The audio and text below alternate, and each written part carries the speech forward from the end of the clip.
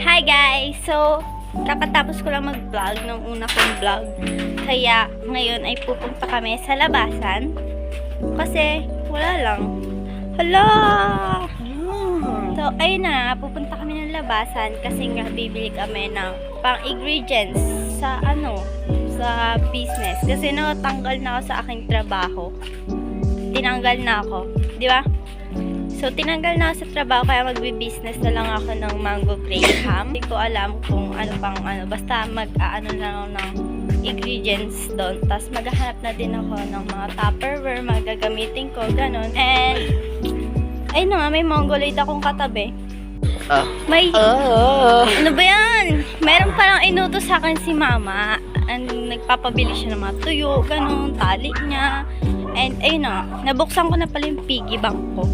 And yung piggy bank ko, umabot din siya ng 3,800 plus yata yun. And ngayon, puro barya ngayon. Kaya magpapabuo muna kami bago kami pumunta sa labasan para bumili ng mga ingredients, di ba?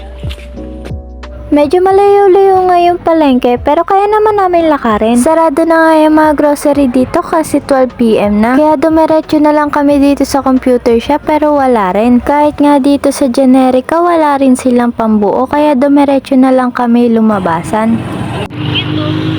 Ito meron silang frog.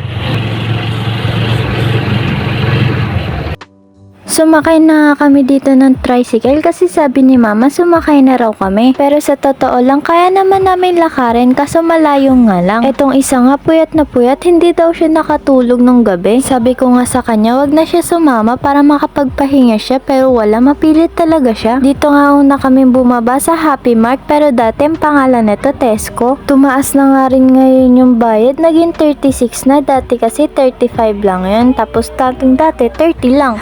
Grabe, lahat na lang nagiging mahal na. Ganto nga pala kalaki yung Happy Mart dito sa amin. Ang cute guys, so meron silang mga ano kaya to? Pantasa. Ang cute ba yun? Meron pa silang mga penguin. Nasa panty area na kami guys. Siguro balak na ito akong regaluhan ng panty sa Pasko. Char lang. Mura kaya yung mga panty dito? Mahal? Ay, kailangan ko to sa business ko. 179, mahal. Mura lang yun sa Shopee. Ito, ang laki. Meron ba silang medyo 539? Parang ang liit. Yun ang laki yun. Joke lang. Ayaw ko ang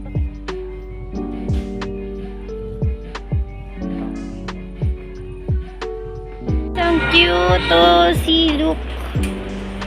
Sapatos. Para saan to, be? Lalagyan ng pera siguro. Magkano kaya to? Bili nga ako nito. Tara mo na sa taas. 79. Mamaya na lang tayo dito. Picture ka muna doon kay Santa Claus. Dali na, picture ka muna dito kay Santa Claus. Ayun tabi ka dyan. Doon. Ayos ka. Say peace. Nag-level up siya guys. Lumaki siya. So, ayun na guys. Nakabili na kami. Hindi na nga pala ako nakapag-video kasi nga daming tao So, ayan.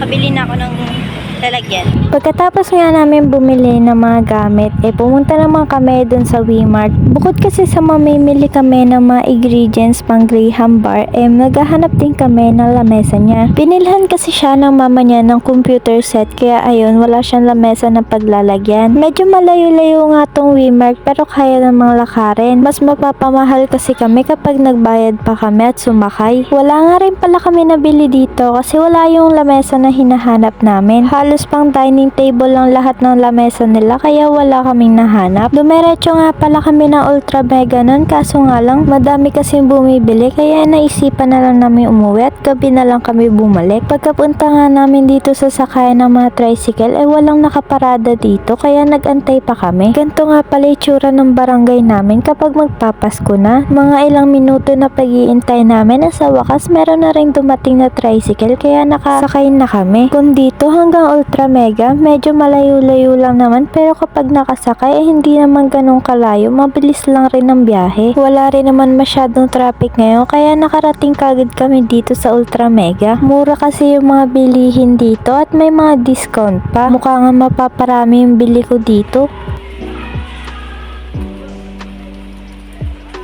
Wala, muntik pa tayo mo. Ay, madami pa pala. Ilan na ito? 4. Check natin yung spare. Baka extra yung pinapakain sa kanya. Guys. Ito. Oo. Isa lang ba? Isa lang muna. Isa lang. Tara. Dito muna tayo. Ay, ingredients muna ba? Ingredients muna. Bago ano. Sige.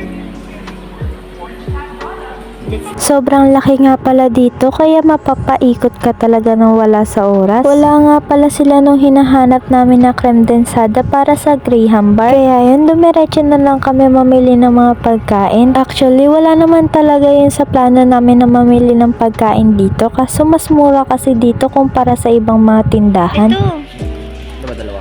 Hindi yan yun. Yung isa yung dark blue. Dark blue. Ayan. Dalawa. Ay! Isa lang yan. Uy, nadalawin mo na. Gusto ko nito eh. Gusto mo niyan? Isa lang. Isa lang. Tapos Magkano yan? ito, Magkano yan? dalawa. 10 pesos lang. 10. Nissin ramen price beef 10. Wow. Okay. Shampoo. Ito. Plus Isa. ito. Isa na ito. Yung Dapat yung hindi durog. parehas lang sila. Ganito. Mother, andito na kami. And ito na lahat ng mga pagkain. Hindi na-expect ni Mama na meron tayong pagkain ng ganito. Kaya nga papayagan tayo mag-coffee shop eh. Ganyan po kadami at umabot ng 1.6 ang aming total lahat. Di lang namin alam baka ma-short tayo. Paano pag umabot ng 2K yan? Yung ano. Pwede magpatanggal tayo. Hindi yan, tiwala lang tayo dun sa price na nakalagay. Bye-bye ba kasi dito si price na eh. Na guys, nandito na tayo sa counter and di ko ina-expect ganito pala karami. Pero parang sa paningin ko, parang ang onti lang niya. Pero umabot siya ng 1.6 ang aming bill. Pero hindi pa namin sure kung madadagdagan yun sa counter.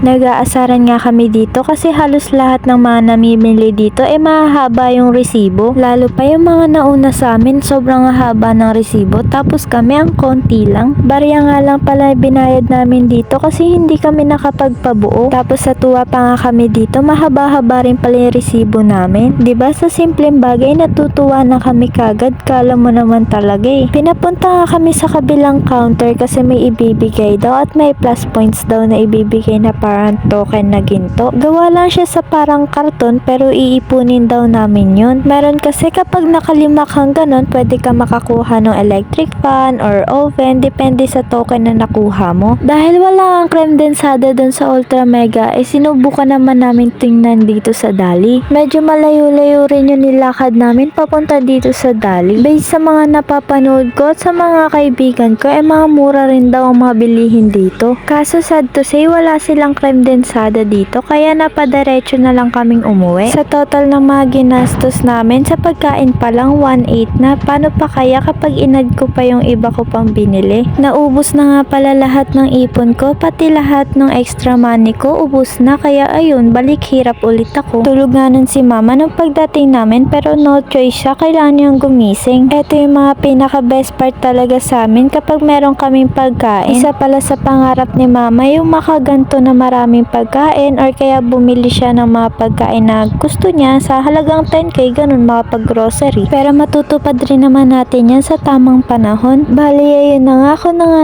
nag-a-arrange ng mga pagkain dito, tapos si mama naman yung taga-bukas ng mga pagkain. So, ayun na nga, hindi mo na ako makakapag-business ng Graham Bar kasi wala kaming ref. Yung pagre-refang ko sana ng Graham Bar, kukunin na daw, binenta daw kasi. So, ayun na nga guys, dito muna nagtatapos ang aking mini video. Masasabi kong mini video to kasi konti lang naman yung pinamili namin. Kita-kita na lang ulit tayo sa susunod na video. Bye-bye!